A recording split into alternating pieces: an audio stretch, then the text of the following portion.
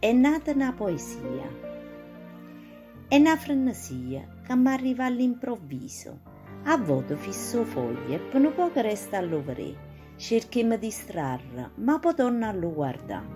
È un momento che non posso spiegare, che la mente mia lavora e vuoi scrivere e suonare.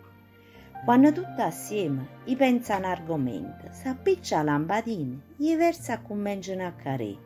È una roba nata e vede comparì. La prima strofa, poi una rima. Ecco che si è formata, è nata una poesia. Per voi che siete letterata, forse non sarà granché. Per me che sono ignorante, chi se l'aspettava di scrivere poesie e farvele sentire?